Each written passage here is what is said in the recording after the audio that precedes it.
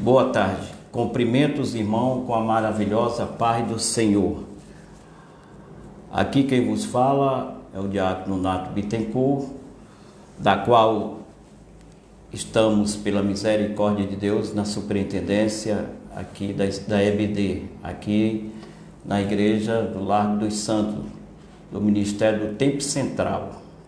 Nesta oportunidade, já peço a permissão para entrar em vossos lares, para estudar mais uma lição da EBD, através desta terceira live.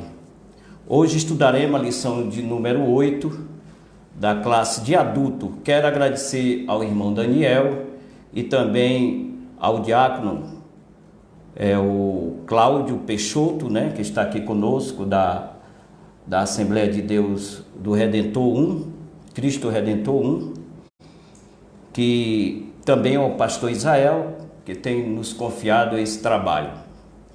Dando continuidade do estudo da carta que escreveu o apóstolo Paulo à igreja de Efésios, do nosso segundo trimestre, que tem como tema da igreja eleita, hoje estudaremos a lição de número 8, que tem como título Edificado sobre o fundamento dos apóstolos e dos profetas. O texto áureo diz: edificado sobre o fundamento dos apóstolos e dos profetas, de que Jesus Cristo é a principal pedra da esquina. Está em Efésios capítulo 2, versículo 20. A verdade prática: Jesus Cristo é a pedra basilar da igreja, que está edificada por meio dos ensinamentos dos apóstolos e do testemunho dos profetas. A leitura bíblica em classe se encontra no livro de Efésios, capítulo 2, de 20 ao 22, e Mateus 7, 24 e 27. Efésios capítulo 20 diz: edificado sobre o fundamento dos apóstolos e dos profetas de Jesus Cristo, é a principal pedra da esquina, no qual todo o edifício, bem ajustado, cresce para templo santo no Senhor, no qual também vós juntamente sois edificados para a morada de Deus no Espírito. Mateus 7, 24. Todo aquele, pois, que escuta estas minhas palavras e as pratica, assemelhou a lei ao homem prudente que edificou a sua casa sobre a rocha. E desceu a chuva, e correram rios, e assopraram ventos, e combateram aquela casa, e não caiu, porque estava edificado sobre a rocha. E aquele que ouve essas minhas palavras e as cumpre, compará-lo-ei ao homem insensato que edificou a sua casa sobre a areia. E desceu a chuva, e correram rios, e assopraram ventos, e combateram aquela casa, e caiu, e foi grande a sua queda. Desde já, já passo a palavra para o nosso convidado, o diácono e o irmão Cláudio. Glória a Deus, louvado seja o nome do Senhor. Eu quero cumprimentar a todos os irmãos com a paz do Senhor Jesus. Quero saudar aqui ao nosso irmão diácono Nonato, E agradecer pela oportunidade, pastor Israel, aos nossos irmãos que trabalham na mídia. Louvar a Deus pela sua vida, Você que está aí na sua casa, recebendo a palavra de Deus, que o Senhor possa edificar mais uma vez a sua vida por meio dessa palavra tão gloriosa que Ele tem trazido por intermédio de cada uma dessas lições. Nós temos estudado essas lições, e a lição de número 8, ela trata a respeito de algumas coisas importantes que ainda servem para os nossos dias. É fundamental a gente dizer nessa tarde, meus irmãos, que algumas coisas que serão mencionadas no decorrer dessa lição já fizeram parte do conteúdo das demais lições que nós deixamos para trás, que já foi repassada e transmitida aos nossos irmãos, mas não deixa de ser importante o conteúdo, visto que o tema dessa lição pode nos assegurar quanto à nossa firmeza em Cristo, quanto ao caminho que nós temos trilhado. E não é à toa que a lição de número 8 tem por tema ser edificado sobre o fundamento dos apóstolos e dos profetas.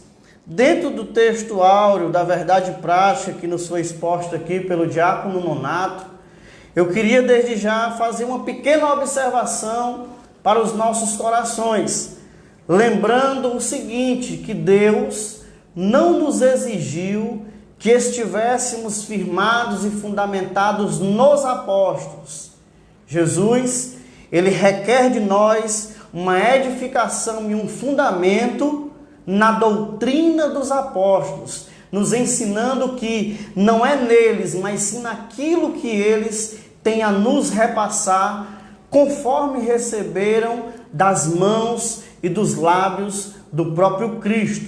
Então, o conteúdo dessa lição nos direciona a caminhar dentro do fundamento dos apóstolos e dos profetas, dentro daquilo que as Escrituras elas têm para as nossas vidas e para a edificação do corpo de Cristo, que nós vamos ver que é exatamente a igreja. Glória a Deus. Então iniciamos agora com a introdução. Glória a Deus. Meus irmãos, nessa introdução, o nosso querido autor, pastor Douglas Batista, ele trata a respeito da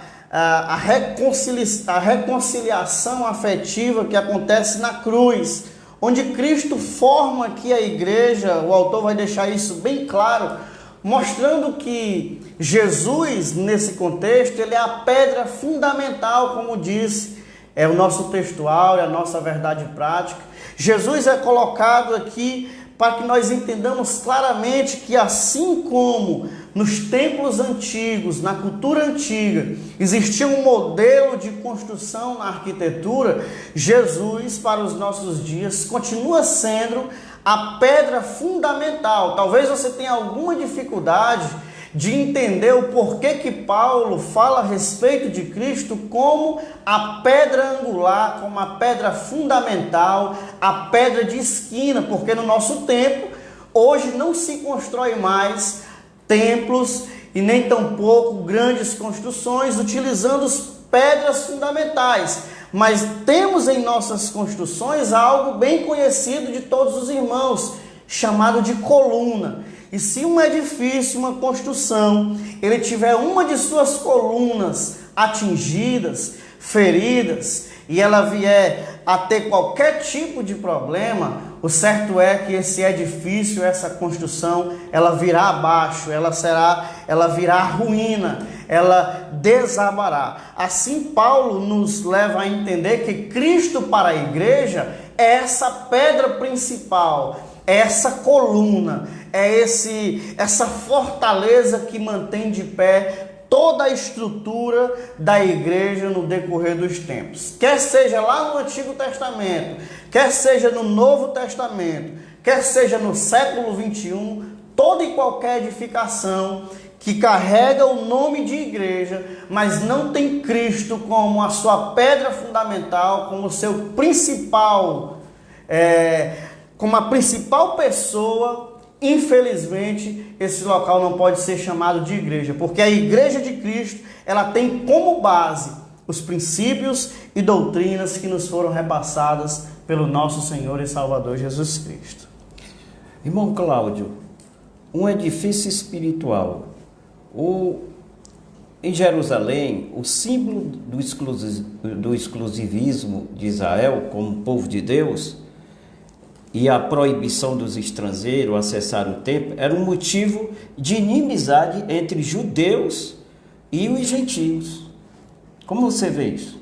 Exatamente, nós temos uma dificuldade muito grande em olhar para o passado e ter que ver algumas coisas que separavam o povo considerado como o povo de Deus.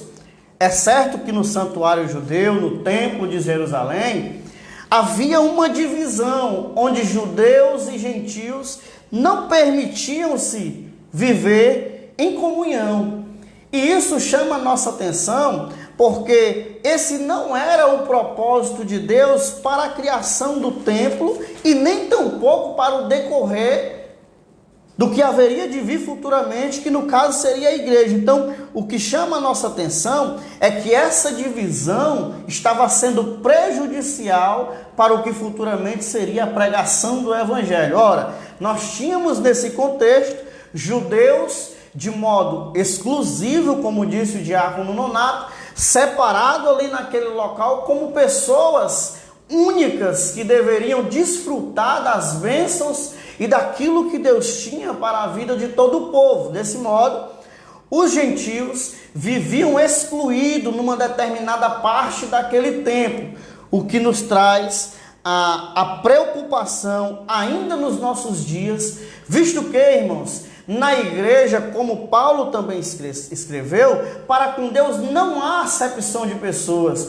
Deus nunca tratou, irmãos, com um povo dividido, mas o povo judeu, por ter recebido a promessa diretamente do Pai e a primazia da palavra de Deus, como disse o diácono Nonato, se tornou um povo exclusivista e passou a excluir todos aqueles que eles achavam e reputavam como pessoas impuras, pessoas imundas. E isso, além de ser um problema no Antigo Testamento, acarretou um problema no Novo Testamento, que só acabou com a cruz de Cristo que uniu todos os povos. Então, havia essa divisão no templo judeu e Cristo precisou, no Novo Testamento, abolir essa ideia de divisão, acabar, romper com esse maltratar que existia com relação ao povo de Deus, visto que o povo de Deus se dividia por causa de questões cerimoniais, por problemas tão pequenos.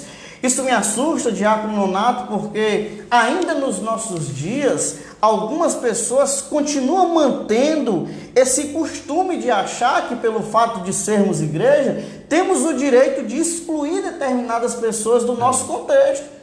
Proibir determinadas pessoas aos nossos cultos, não permitir que todos tenham a mesma liberdade. Graças a Deus que no tempo atual isso tem caído muito, já não é tão problemático como antigamente, mas antigamente nem todo mundo tinha a liberdade de entrar na casa de Deus como hoje nós temos. É verdade. E isso era um problema para o Antigo Testamento, porque separava judeus e gentios e ocasionava divisões terríveis. Alcançou esse problema no decorrer da igreja e aí em Cristo, na cruz de Cristo, toda essa divisão. Eu acho lindo quando o véu do santuário é rasgado de cima a baixo, para que nós pudéssemos ter acesso. E o acesso é liberado para todos numa mesma dimensão. Está aí a pandemia para mostrar classicamente que entre judeus e gentios não há divisão, entre ricos e pobres não há divisão, entre negros e brancos não há divisão. Ante a Deus, todos nós estamos no mesmo pé de igualdade. É verdade. Os judeus, eles pensavam que Deus habitava em templo feito por mão de homens. Nós vemos nós vemos esse problema, essa ideia. Quando Davi coloca no coração o desejo de construir o templo, a ideia era fazer Davi pensava mais ou menos assim: ora, eu, um homem, vivo num palácio como esse, muito bem amparado, porque Deus, como um ser supremo, não poderia ter uma casa, né? Mas Salomão, irmãos, quando dá a iniciativa do templo, traz a ideia ao seu coração, Salomão já tinha no coração a ideia de que Deus era grande demais. Eu não gosto nem de teologicamente usar essa palavra grande demais, porque grande é algo que a gente consegue medir, mas Deus na sua eternidade, Salomão sabia que não cabia dentro de um edifício feito por mãos humanas.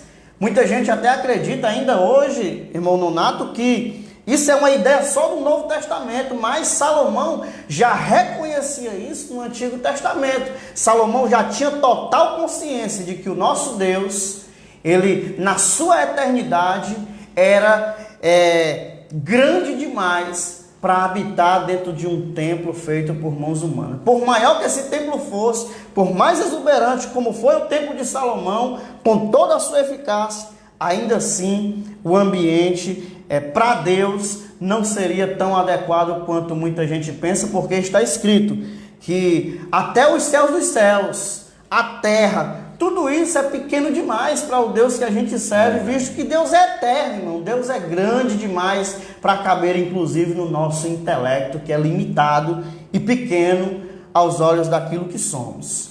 Em Atos 17, 24, Paulo diz: o Deus que fez o mundo e tudo o que nele há, sendo o Senhor do céu e da terra, não habita em templo feito por mão de homens.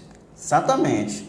Paulo está trazendo aí o conceito que Salomão já dizia no Antigo Testamento, né? Paulo, como alguém que iniciou a vida religiosamente, poderia ter uma falsa ideia de um Deus, né? Visto que quando Paulo chega lá ao local dos deuses, né? Onde ele vai encontrar um altar ao Deus desconhecido, ele vai especificar muito bem que Deus era aquele. Então Paulo tinha essa consciência de que Deus, na sua eternidade, não cabia, irmãos, em templos feitos por mãos humanas. E ele ainda diz, e nem pode ser servido por mãos humanas.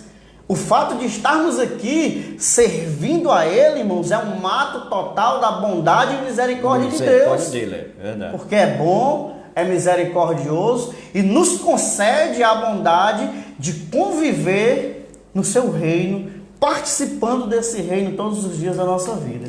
Em 1 Coríntios 6,19 diz: e não sabeis que o vosso corpo é o templo do Espírito Santo, que habita em vós, proveniente de Deus, e que não sois de vós mesmos? Glória a Deus. Essa ideia é muito linda, né, irmãos? Porque tudo começa no Antigo Testamento com um templo físico, né? E eu costumo dizer, quando eu trato sobre a doutrina dos apóstolos, né, e dos profetas, eu costumo dizer que tudo que acontecia no Antigo Testamento apontava para Cristo, né? Jesus, ele era o destino final de tudo aquilo que acontecia no Antigo Testamento. E eu acho isso lindo porque o propósito de Deus era, no futuro, estabelecer o verdadeiro templo em que Deus queria habitar. Olha, Deus, com toda a sua eternidade, toda a sua grandeza, não se permite habitar num templo feito por mãos humanas, mas tem prazer, como está escrito, em habitar dentro da minha vida e dentro da sua vida. Um ser tão eterno, tão grande, tão imenso, deixa de ter um espaço físico para habitar dentro dos nossos corações, na minha vida, na vida de você que está em casa. Por isso, eu faço questão de dizer para você, ainda que você esteja vivendo um momento difícil na sua vida, lembre-se, o Consolador que nos foi doado, né, pelo Pai em forma de presente, ele foi nos concedido exatamente para esse propósito, porque o plano completo de Deus era que o homem, ele fosse templo e morada do Espírito Santo. Por isso, você que nos escuta, mantenha a prioridade de ser templo. A igreja está fechada, mas você, como templo de Deus, precisa estar em atividade.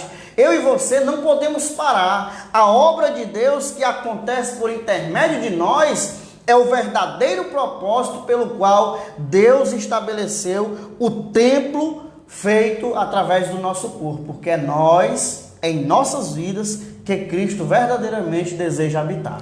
Irmão Cláudio, em 1 Tessalonicenses 5,23 diz: e o mesmo Deus de paz santifique em tudo o vosso espírito e alma e corpo, que sejam plenamente conservadas, irrepreensível para a vinda do Senhor Jesus. Glória a Deus. A Escritura é muito linda, né? Essa tríade aí, né? Essa linha de três é algo bem comum na Escritura, né?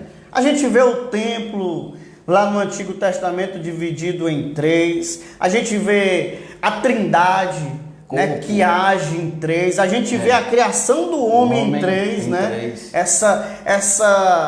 Essa ideia de Deus operar por meio dessa ação nos três, é sempre algo muito comum dentro da Escritura. Assim como o Pai, o Filho e o Espírito Santo, eles trabalham em comum acordo. Deus cria o homem tendo corpo, alma e espírito, também funcionando de forma muito bem arquitetada, de modo muito funcional. A gente vai ver isso desde o Antigo Testamento até a chegada do Novo Testamento.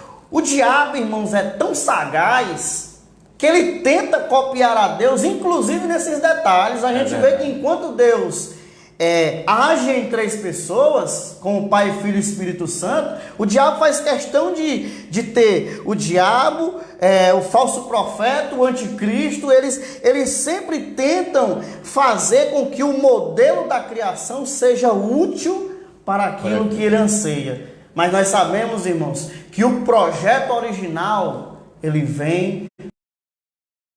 Então, essa ideia é completamente verdadeira. Aquilo que Paulo diz é a preocupação do nosso Deus. Deus, ele se preocupa literalmente com o nosso corpo. Tem crentes por aí ainda acreditando, Diácono Nonato, numa falsa ideia veterotestamentária de que o corpo é inútil. Mas segundo a Escritura, se um dia você estudou alguns assuntos relacionados ao corpo e você entendeu que como mordomo de Deus, você um dia vai prestar conta desse corpo, nós sabemos que tudo isso está interligado. É verdade. O templo do Espírito, ele precisa ser muito bem cuidado, muito bem amparado, muito bem vestido, Até porque Deus jamais habitaria num templo de qualquer forma.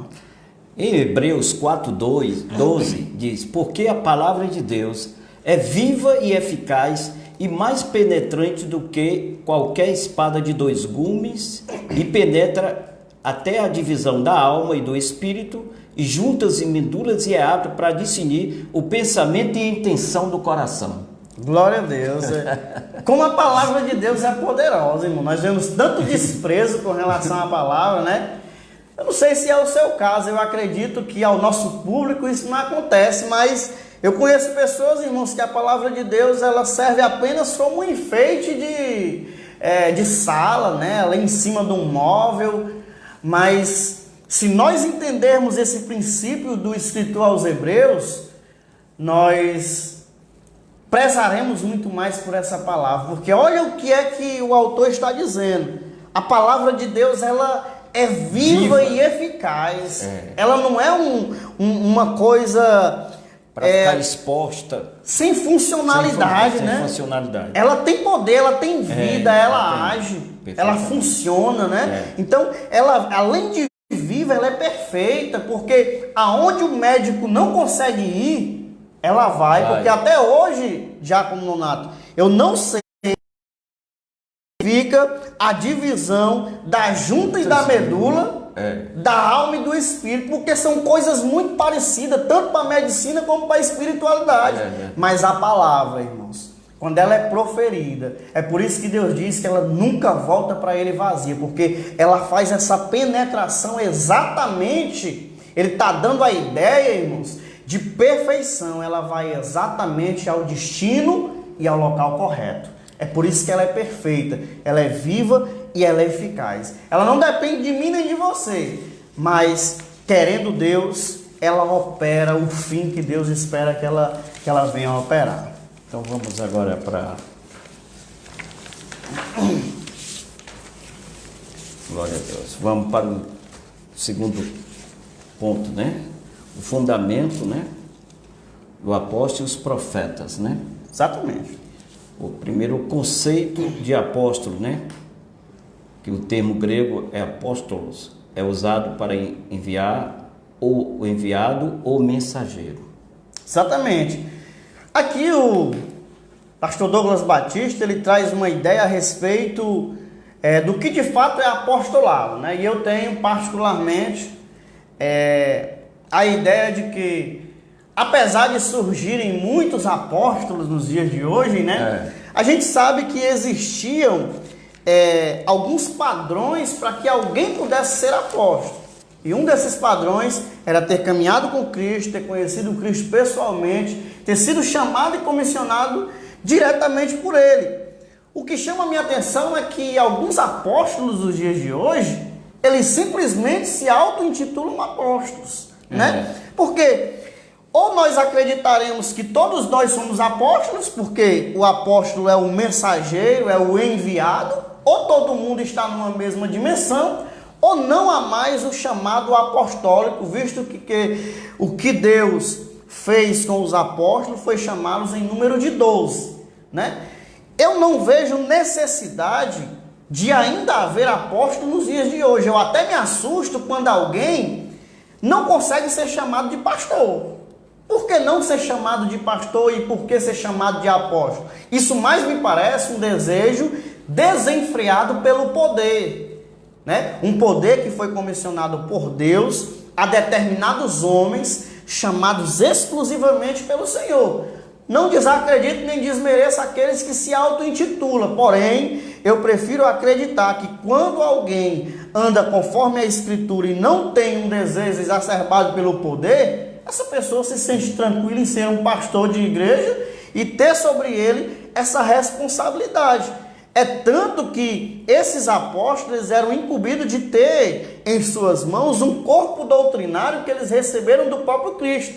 Infelizmente, alguns apóstolos dos dias atuais sequer guardam a doutrina dos apóstolos do passado. É verdade. Eles têm criado as suas próprias doutrinas, têm aberto as suas próprias igrejas e, infelizmente, têm aberto mão daquilo que Cristo estabeleceu para a sua igreja por meio dos 12 homens e depois Paulo aí quando foi chamado pelo Senhor. E os profetas? Outro contexto que eu tenho a minha opinião formada a respeito disso, né? Sobre o profeta do Antigo Testamento, eu não vejo necessidade de ainda existir. Por quê? Porque o profeta do Antigo Testamento tinha como função apontar para Cristo, revelar o Cristo. As profecias que eram repassadas a esses homens eram para que revelassem a Cristo. Cristo já foi revelado, então o profeta do Antigo Testamento não tem mais necessidade de ser útil nos dias de hoje, visto que Cristo já cumpriu as profecias. O que eu acredito plenamente, como todo assembleano, né, que crê na contemporaneidade dos dons, eu acredito que o que está em prática nos nossos dias é o dom de profecia, onde Deus continua vocacionando homens e mulheres, né, chamados por Ele, para trazer aquilo que a igreja tem necessidade, para falar a respeito daquilo que Deus quer, que a igreja entenda, compreenda e receba da parte de Deus. Como o Antigo Testamento, não vejo necessidade, porém, os apóstolos e profetas, no nosso contexto atual, segundo o que o doutor Douglas Batista deixa claro aqui, é que esses apóstolos e profetas comissionados por Cristo são aqueles que são incumbidos de levar a mensagem, as boas novas do Senhor para todos aqueles que dispõem dessa necessidade. O evangelista hoje, Cláudio? O evangelista? Que faz o intercâmbio entre os demais. Para mim o evangelista é a figura, né? Eu nem sei por que há essa briga tão grande para ser pastor, né? É um chamado tão difícil que os nossos pastores nos expliquem aí, né? Nos digam o quanto é doloroso. Eu dirigi igreja durante um tempo e eu sei o quanto é doloroso dirigir igreja, irmãos. Eu não sei por que há uma briga entre pessoas para ser pastores e não evangelistas. Visto que o evangelista é algo tão natural, né? É algo que flui assim de dentro para fora, é alguém que tem prazer em levar a mensagem do evangelho. Nós precisamos entender que o nosso corpo doutrinal, a gente tem aqui, inclusive ao nosso lado, a declaração de fé das Assembleias de Deus, que trabalha com essa linha de hierarquia, né? Nós temos o obreiro, nós temos o diácono, nós temos o pastor, o evangelista, o missionário, e nós não precisamos desfrutar de determinados outros cargos, porque eu creio, diácono Nonato, que isso é suficiente. Se todos nós fôssemos evangelistas, eu acredito que a igreja do século 21 seria uma igreja bem mais eficaz e levaria com mais eficácia a salvação em Cristo Jesus para os perdidos que estão aí no mundo afora. Certamente, porque levaria as boas novas de salvação às pessoas que estão aí morrendo, né? Exatamente. E os pastores e doutores? Pastores e doutores também são, assim como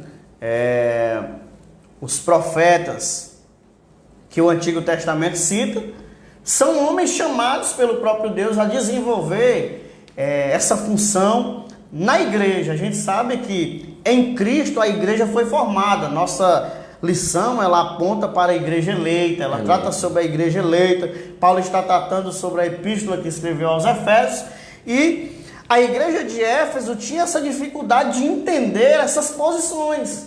Perfeito. Então, até hoje, irmãos, continua sendo útil. O mestre na igreja continua sendo útil. Os doutores precisam ser respeitados como doutores. Aqueles que foram chamados para ensinar. Tem uma coisa que eu acho muito linda quando a igreja pratica.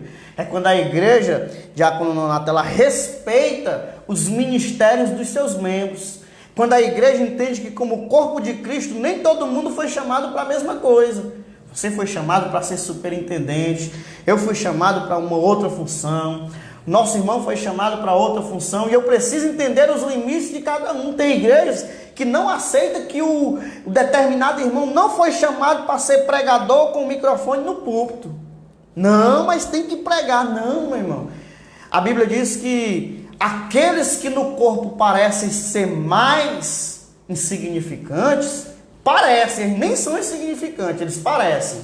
A eles nós reputamos maior honra, porque todo mundo é importante, do dedo mindinho à cabeça, todo mundo é importante no reino de Deus. Talvez você está em casa aí e pensa, mas meu irmão, eu não faço nada na igreja. Você é útil para a obra de Deus. E se você se dispor a fazer alguma coisa, você vai ser ainda mais útil para a obra do Senhor, porque Cristo não chamou, Diácono Nato, ninguém para ficar sentado simplesmente na cadeira da igreja. Verdade. Todos foram chamados para uma missão. E se você orar, buscar ao Senhor, se colocar na presença de Deus, Ele vai revelar para você qual o propósito dele para a sua vida. O modelo da igreja, desde a época primitiva, foi a palavra e oração. Mas tem algumas igrejas que, através do entretenimento, dá exemplos do sal e de outros objetos que ele usam. O que você acha disso? Eu lembro da Escritura Sagrada dizendo: nenhum outro fundamento pode ser lançado além daquele que já foi posto. A doutrina dos apóstolos é aquilo que a igreja precisa, Diácono Nonato, estar fundamentada. Qualquer igreja que foge desses princípios, ela deixa de praticar e viver dentro desses fundamentos, ela não pode ser chamada de igreja. E isso me chama a atenção porque lá em Atos, quando os gregos estavam tendo problema com os hebreus por causa das viúvas, as pessoas pressionaram os apóstolos. Olha, as nossas viúvas estão ficando desamparadas aí. Faça alguma coisa. E eles sabiamente, atentos da responsabilidade que tinham com a palavra e a oração, eles dizem: olha, levantem no meio de vocês 7 homens de boa reputação, cheios de sabedoria, cheios do Espírito Santo. Eles vão se encarregar de organizar as mesas. Eu pego aqui a sua fala e faço até um acréscimo aqui. Para servir as mesas na igreja primitiva, precisava ser cheio do Espírito Santo, cheio de sabedoria e ter bom testemunho. Hoje, para ser obreiro, ser pastor, tem muita gente jogando gente de qualquer jeito. É verdade. E aí o que isso está ocasionando? Esses problemas aí, Diácono Nonato. Pessoas que estão substituindo a graça de Deus e o sacrifício de Cristo por supostos objetos, por coisas consagradas, substituindo a palavra de Deus e abusando, irmãos, da graça de Deus sobre a vida dos irmãos. Eu tenho certeza que o propósito de Deus é isso aqui, é simples, é a doutrina dos apóstolos, o fundamento que foi repassado para esses homens, para o crescimento na obra de Deus. Então lembre-se, Deus nos chamou para andar conforme a sua vontade, dentro dos seus fundamentos. Cuidado com esses com essas doutrinas variadas que aparecem por aí, meus irmãos. Cuidado com essas muitas misturas que aparecem, porque nem tudo que parece é. Muita coisa aí é só fogo de pé. Próprio Paulo aos Colossenses vai dizer, até tem alguma aparência de culto, né, de culto a Deus, de sabedoria, mas é só para alimentar a própria carne. Então vamos agora para edificados para a morada de Deus, terceiro ponto, né?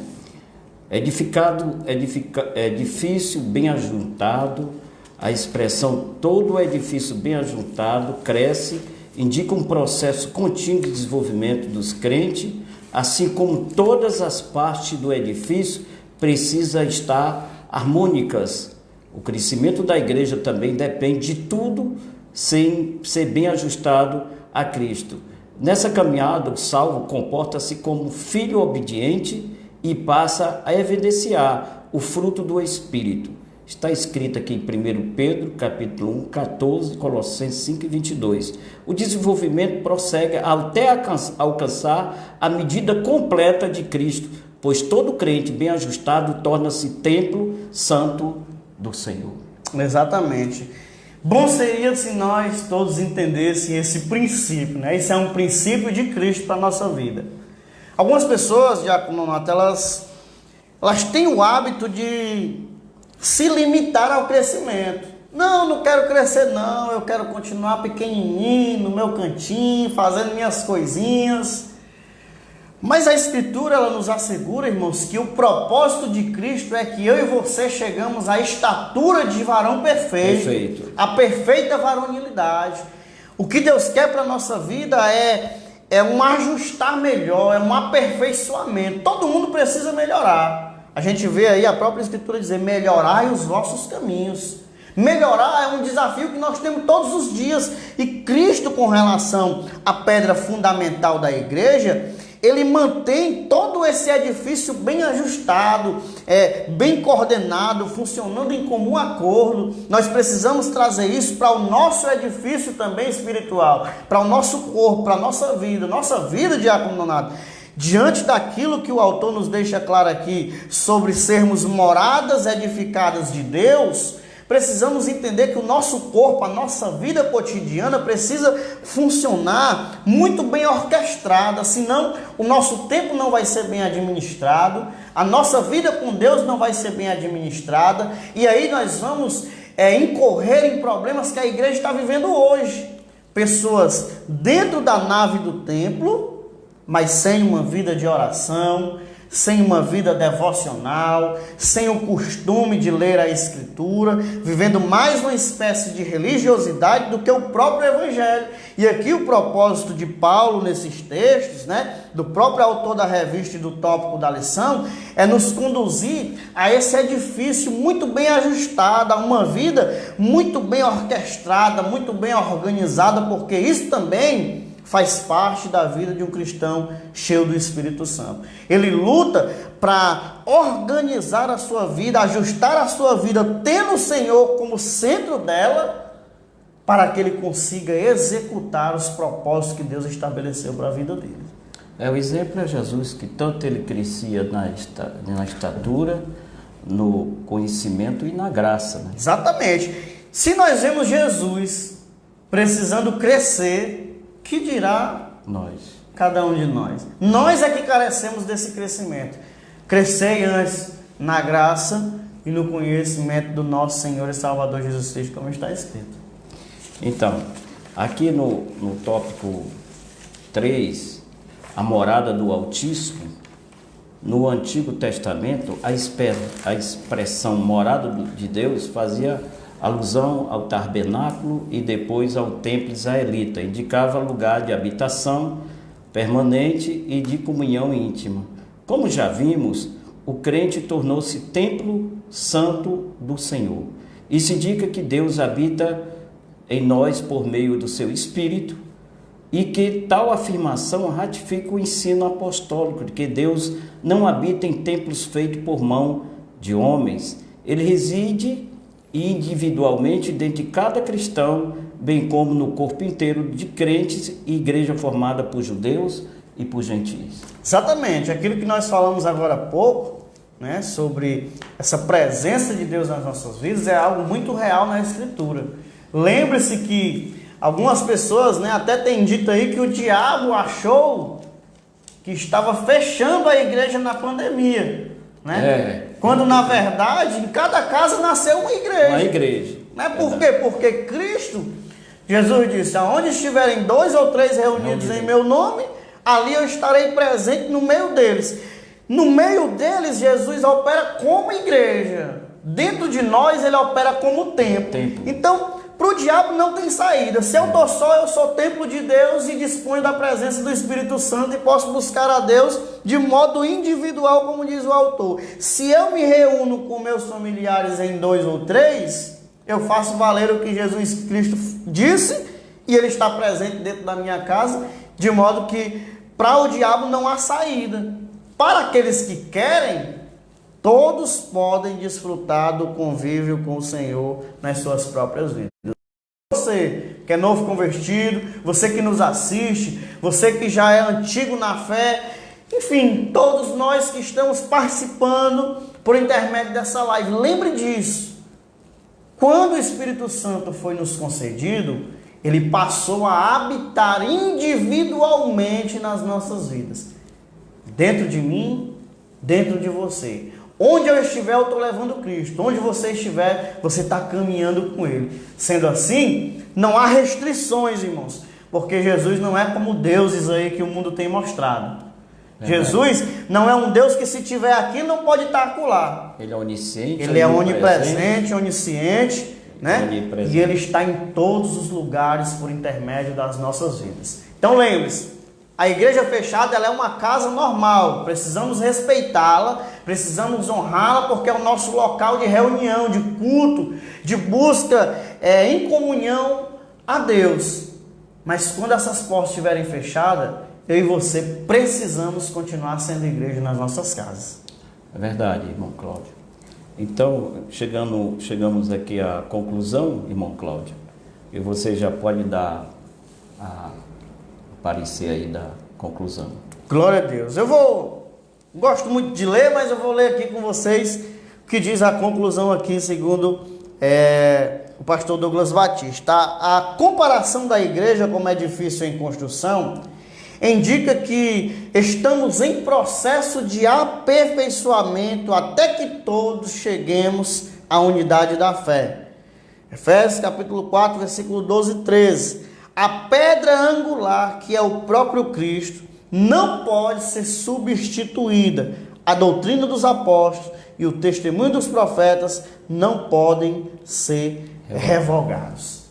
Veja como isso, antes de eu passar aqui ao diácono Nato para que ele faça também essa síntese da conclusão e possa se encarregar ao final dessa lição, eu só queria reforçar para você essas 3 verdades que o autor nos esclarece aqui. A igreja, como um edifício que está sendo construído, diz o autor, nos indica que estamos em processo de aperfeiçoamento, ou seja, não tem diaconato crente perfeito. Todos nós somos. Não tem alguém, meus irmãos, que tenha a capacidade de dizer que já chegou no todo, eu já vivi de tudo, eu já experimentei tudo, eu não preciso mais aprender nada. Todos nós estamos em processo de aperfeiçoamento até que chegamos à unidade da fé, à estrutura de varão perfeito. Lembrando que Cristo aqui é a pedra angular, né? É o próprio Cristo sendo base das nossas vidas e das nossas igrejas, de modo que essa pedra não pode ser removida. Se tirar Cristo da igreja, a igreja acaba. Se tirar Cristo das nossas vidas, as nossas vidas vai abaixo. Então nós precisamos entender que qualquer evangelho que se diga ser evangelho sem Cristo como coluna, como pedra angular, não é evangelho. A vida de um cristão sem Cristo no centro dela não é uma vida cristã. Pode ser qualquer outra coisa, mas se Cristo não tem a primazia na nossa vida, nós não poderemos ser chamados cristãos. E a doutrina dos apóstolos, o testemunho dos profetas, eles jamais poderão ser removidos. Não aceite que troque essa palavra, a palavra de Deus, não aceite que troque ela por sal, por lenço, por gravata ungida, por óleo ungido, nós utilizamos algumas coisas desse tipo como símbolos importantes para a nossa doutrina, mas não podem substituir a palavra de Deus. O fundamento dos apóstolos, o testemunho dos profetas apontam para aquilo que Jesus precisava transmitir de informação para a sua igreja. E é nisso que a igreja AD Largo dos Santos está amparada, a de Cristo Redentor 1 está amparada, o Ministério Tempo Central está amparado, e é nisso que nós continuamos caminhando há mais de 100 anos, fundamentados na doutrina dos apóstolos e no testemunho dos profetas. Irmãos, eu quero também posicionar a todos aqueles que estão assistindo essa live, que entenda que as coisas vis, as coisas desprezíveis e as coisas loucas deste mundo é para confundir aqueles que acham que são, para que nenhuma carne se glorie, e se alguém tiver de se gloriar, glorie no Senhor que fez o céu e a terra. Então, Deus, Ele pega uma pessoa sem nenhuma instrução e levanta para abater aquele que se diz conhecedor e doutor, né? Deus não se deixa se escarnecer, porque as coisas vis e as coisas desprezíveis é justamente para levantar aquele que é humilhado, para que Deus possa exaltá-lo. Não é assim, irmão Cláudio? Verdade. Deus pega as coisas loucas desse mundo para confundir as sábias. Aqueles que não acham que são, Ele levanta para confundir aqueles que acreditam ser. Então, Jesus sempre vai ser assim, irmãos. Quem quiser ser grande com Ele tem que ser pequeno. Quem quiser subir tem que descer. Quem quiser ser o melhor tem que se diminuir. Enfim, desse modo, Jesus ele sempre trabalha com cada um de nós partindo de um negócio chamado humildade. Humildade. Irmãos, já quero nessa oportunidade agradecer o irmão Cláudio e todos os irmãos que fazem parte da igreja Assembleia de Deus Redentor 1 e também todos os nossos irmãos da Igreja do Largo dos Santos e que divulgue o nosso trabalho, a live da EBD, querendo agradecer a Deus por este momento que nós estamos aqui e também pedir a Deus que nos livre dessa pandemia, desse vírus. Nós sabemos que estamos passando por um momento atípico, um momento difícil, mas até aqui o Senhor tem nos ajudado. Também pedir oração para todos nós que estamos aqui na EBD, aos professores, também os alunos. E acredito que brevemente nós estaremos aqui na nave da igreja, louvando e exaltando o santo nome do Senhor. Então, vamos fazer uma oração. Amém. Senhor, meu Deus, meu Pai, mais uma vez, Senhor, eu te agradeço, Senhor, por este momento, pela vida do Daniel que está aqui conosco, pela vida, Senhor, do nosso diácono Cláudio, que tão encarecidamente, Senhor, atendeu o nosso convite. Meu Deus, abençoa a sua família, abençoa a todos os irmãos da sua igreja, abençoa a nossa igreja também, Senhor. Ó Senhor, tem misericórdia de cada um, daqueles que estão passando por dificuldade, por perca dos seus entes queridos, consola os seus corações, aqueles que estão enfermos, Senhor, tem misericórdia, Senhor, traz a saúde, Senhor, tudo está na tua mão, nas tuas mãos, Senhor, a tua palavra, Senhor, a tua palavra é quem dá vida, Senhor. Ó meu Deus, ó meu Pai, assim abençoa o nosso próximo, na próxima live que nós vamos estar aqui sábado, Senhor. Meu Deus, tem misericórdia, Senhor, de nós. Abençoa o nosso pastor Israel Eloy, tem misericórdia dele, da graça, da saúde, para que ele possa apacentar essas ovelhas que tu entregaste nas suas mãos. Glorioso Deus, glorioso Pai, aqui eu já te peço e te agradeço em nome de Jesus, que vive e reina para sempre. Amém.